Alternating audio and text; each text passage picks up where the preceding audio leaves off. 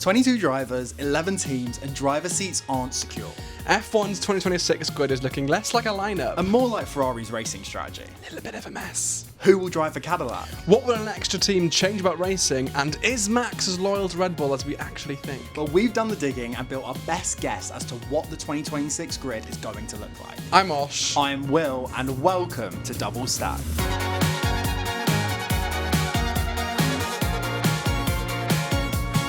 Okay, second episode. How are we feeling?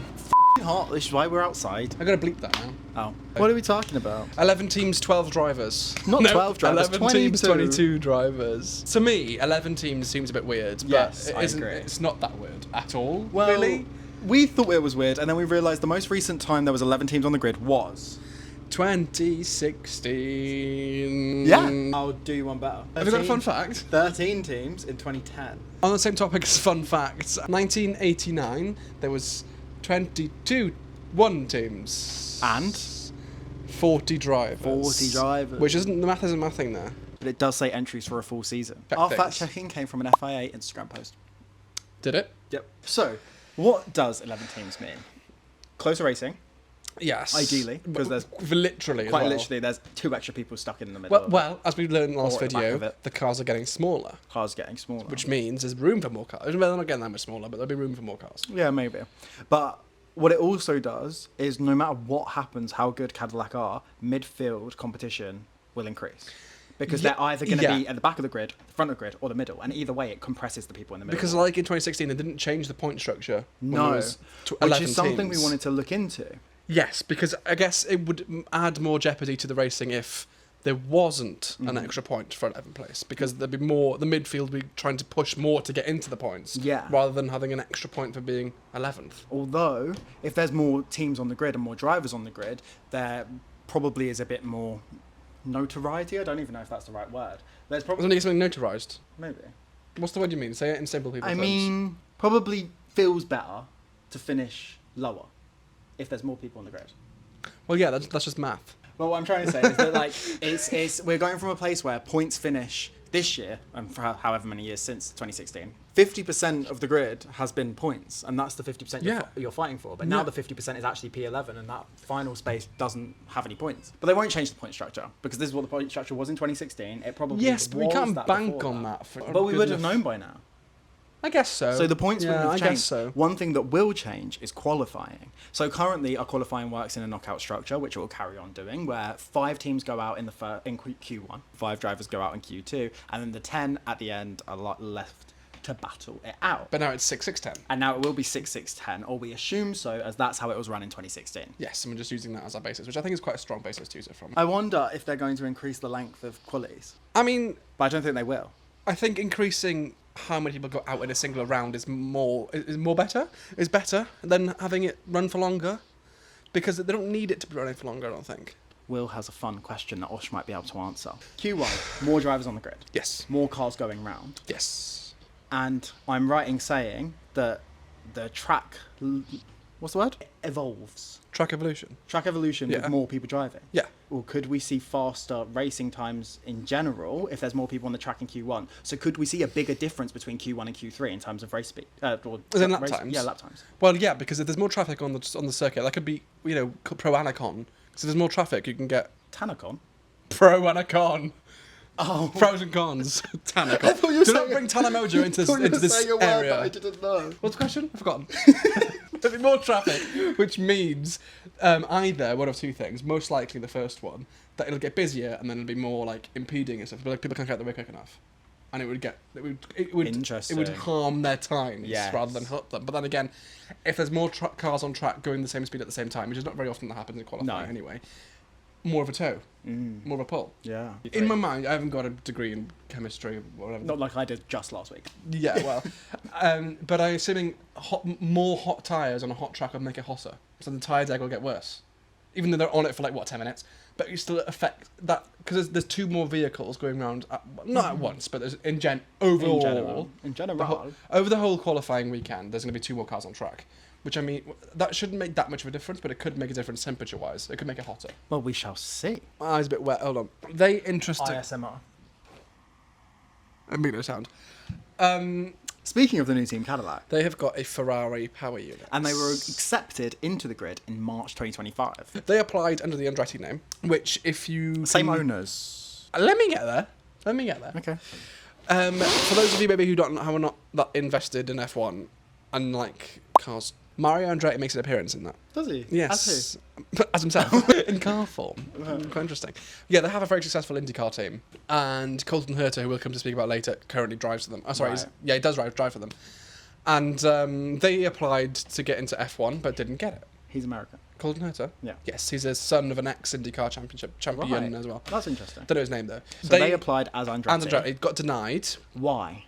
Good question. It was something to do with Liberty Media. Liberty Media own the F1 brand. Yes. So they're in control, which whole tangent, but they had a big thing about influencers in F1 because they believed they owned the content. It was like a whole thing. And obviously influencers kind of blew up F1 recently with Drive to Survive and stuff. So like, anyway, yeah, so that's who Liberty Media are. Yes, and they denied the application, which is kind of weird. I thought it would have gone through at the FIA, not Liberty Media, because it's a whole new team. But so what was their reasoning, did you say? Revenue dilution. So revenue dilution... Which I don't really understand, because wouldn't a new team bring more money into the sport? But they're probably talking about however much they earn. They probably have some sort of... They have to split it with the teams. Yeah, I guess so. So maybe they just wanted... Yeah, that makes sense. They probably just wanted more money for themselves. That's been bypassed by the FIA. Yeah, but then weirdly, all they did was change the name to Cadillac. Nothing else really changed. I assume they proved that they could bring in more money than they were going to take out. Yes, and by bringing a title sponsor, Cadillac, because it's not actually the Cadillac car brand. And it was probably also the promise of the power unit soon. Yes, exactly. Like when, for example, like Alfa Romeo when it was, well, let's now stick F1 Team Kick Sauber, whatever that's called. And you actually named that perfectly for someone that didn't know how it was. That was Kick F1 Team Sauber. Anyway, continue. They were Alfa Romeo for a bit. And they weren't actually Alfa Romeo cars. It was just the title sponsor was Alfa Romeo. So it's the same with Cadillac. So is Andretti the base team? Well, Andretti is the company that owns. But Cadillac is like the Alfa Romeo. But Cadillac Romeo. is the front of the team. This is so interesting. When they'd be Cadillac Ferrari because it's a Ferrari engine. Yes. But will they be Cadillac? No, you know what I mean. Yes. Or will it be Cadillac Andretti? So it's going to be Cadillac power unit, but the team is owned by Andretti. It's not going to be a Cadillac power unit per se. It's going to be a General Motors power unit, which own Cadillac in the first place. And do General Motors own Andretti? That's a sporting team. That's not a car brand. Like because they're bringing the car brand in. But we're just going to go Cadillac F1 team for now. Yeah, I doubt it will be that because not many teams that aren't the car brand have just one name. Like VCarb, huge mouthful. Stick F1 team, huge mouthful. The name of the team, obviously we don't know what it's going to be, but more than likely won't be Cadillac F1 team. It'll be something else squeezed, sandwiched in the middle. But something we might know a thing or two about is who is going to drive for Cadillac. I think no is quite a strong word there. We might have an opinion about it. Well, there's some options. We've compiled a list. And we're going to run through them. And we are going to judge them. New segment that I've just decided on. On the spot. Out of 10, how likely? So, Loden. Loden is team... Who the hell is Loden? Who is Loden related to Cadillac F1 team? His quote was, for sure, we're going to hire drivers based on merit. That is quite open-ended.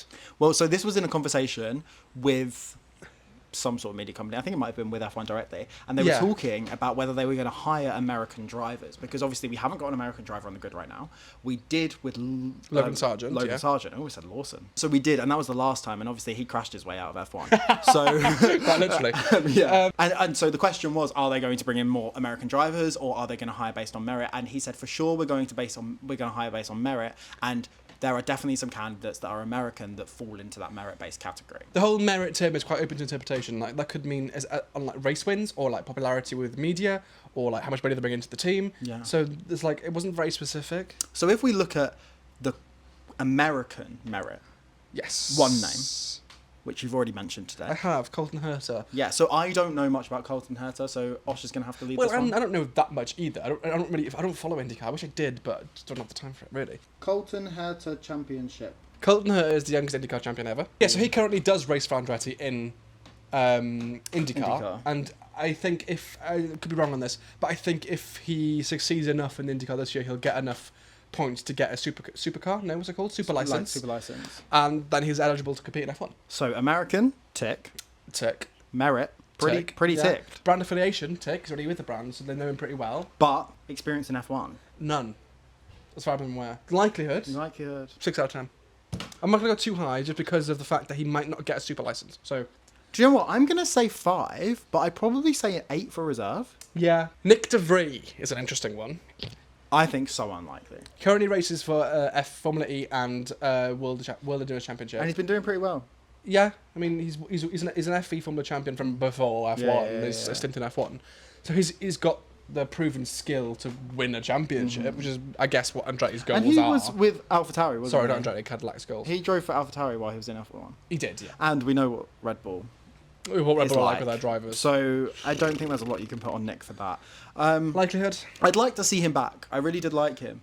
Yeah, I mean he's getting old. He's only 30. Oh my god, he looks like 12. He looks 12. I know. Yeah, he's only 30. I'd probably say probably a 6. Yeah, I agree with you on that. Probably a 6. On to This one I think is completely unlikely. Mick Schumacher, but he's actively looking for a seat. But then he had a chance to prove himself in F1, didn't really do so. no. So you know what I mean? 2. I don't even know why he's on our list. Now one of Osh's personal favourites, I've got 2 tattoos on our list, man. Daniel Ricciardo. Oh, as much as I want to believe that he's going to come back to the sport, he's not. In realistic, He has said that his career's over. Yeah, exactly. I really want him to come back because he was just a barrel of laughs I and so smiley. am I actually love the fact that he is. Fun fact: Sky Sports presenter Natalie. he is Natalie Pinkham's son's godfather. Oh, that's really cute. Yeah. Well, so that actually feeds in nicely to what I was going to say. Is I'm going to say 0 out of 10 0 out of 10 for the driver, but for the seat. But I would love to see Danny Rick on the Sky Sports team. Wow. Okay. Yeah, that's actually a very good point. He's got the personality. He gets on with them so well, and he also knows the drivers. Yeah, very well. He's been in that sport for what was it, a decade? Yeah, but maybe More than once that. he stops making his own rosé, then he might Well, jump over. we need to try that. Do they sell it in Sainsbury's? Probably not. Right, so Valtteri Valtteri Bottas. Bottas. This wasn't in my mind until he Instagram posted. post Well, first of all, his Instagram, Facebook profile picture said like Facebook is what's next. It said, It like, has just been- keep watching. No. No, what's next? I just said it. Is what's next. It has been that since he left F1. But- He posted a video with a Cadillac Escalade and something like Cadillac, and then he goes, maybe. Someone said Do you know what I like, mean? "Do you want that seat? Do you want to get in that Yeah, seat?" yeah. And it was a Cadillac. And he went. He either said like, "Not now, maybe." We'll put it up on Yes, screen. but Bottas has got a track record of just being completely like just teasing us with remember the Bottas calendar, Yeah. like that kind of vibe.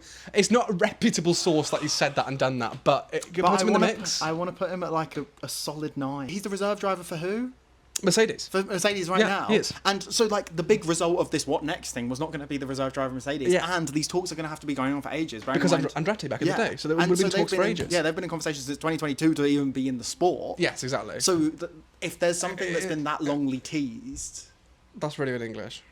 that teased longly, wait, That long teased, I guess. that teased for that long, There we go. Longly teased. then I think it's potential. So I'm going to give him a 9. Continue. What's your rating?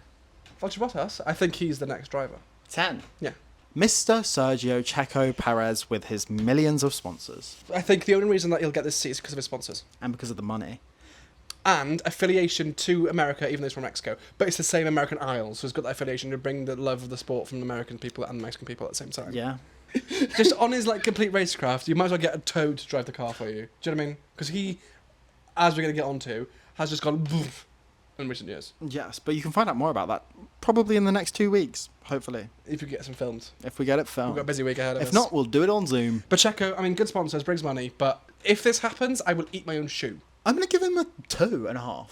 I think it's likely. I think Not like it's not impossible, but it's quite unlikely. So probably a 3. There's people we don't know that might fill that seat. Lindblad. Arvind Lindblad. That's a hell of a name. Lindblad. I mean, yeah. I think it could be a rookie. I think they'd be very smart to bring someone that has a lot of experience driving with some of the best drivers and a rookie. And our final one on the list was George Russell. Yeah. Because of his Mercedes negotiations, he hasn't been accepted? Re-signed. He hasn't been re-signed, but neither is Kimi. Because, So- true, but yeah, true.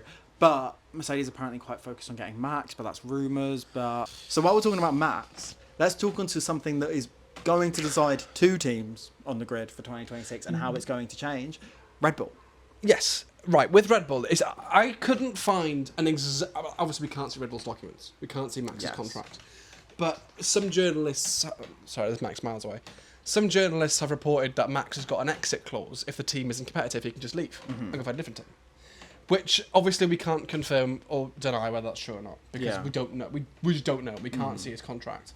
If it's true, it's interesting because Red Bull are not competitive right now. Not Well, at they all. are, but not what they want to I be. actually saw a post yesterday that said if you removed Max Verstappen from the Red Bull this year, they would be bottom of the leaderboard. Yeah, that's crazy. Because I think they have 162 points and he has 155. But then it's that second seat curse. It's genuinely the second seat curse. It is crazy. But the car is built for Max, and that's what their Yes. issue is that if Max decides to leave, look, there's no let's ignore the whole whether he will or will he not. If he decides to leave, that car is the only person that it's built for. Yeah, I mean, that car is literally designed just Yeah. for him and for him to win races. Yeah. Not even to follow behind Dirty Egg. And also, I even remember hearing in an interview, or somewhere I read, can't remember, it was a couple of years ago. No, it wasn't, it was a few months ago, that when they were giving feedback on the car, Max went and gave all the feedback, and when Checo was still driving, Checo didn't give anything.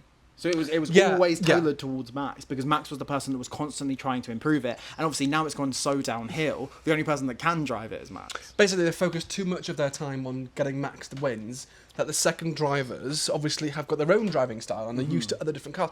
And trying to get used to a car that's so tail-happy and aggressive as Max's car is quite a difficult thing to do, because Red Bull are recycling drivers like there's no tomorrow. Like every season there's 2 or 3 different drivers. But that's proof enough that it's not the drivers, that it's the car. And they seem to be confident that Max is going to stay. Where could he go though? Because he has ties to other teams. Aston Martin specifically. Adrian Newey and Honda. Honda is also going to be there. And I think that could be a good place for him. You know, starting from a team that isn't but he likes a challenge. This is the It's not man gonna that be would strong, go and is it? drive the Baja 1000 or whatever it's called. All right, he's not Sonny Hayes. Dog promo. If you want me to be honest, I think Max will stay at Red Bull. I think he will. I don't think he'll go anywhere. Yes. But then that still leaves the question that there are 3 more Red Bull seats that need to be filled. I think they'll keep Hadjar. I think Hadjar is absolutely brilliant and he's smashing it this year. We will see him next year.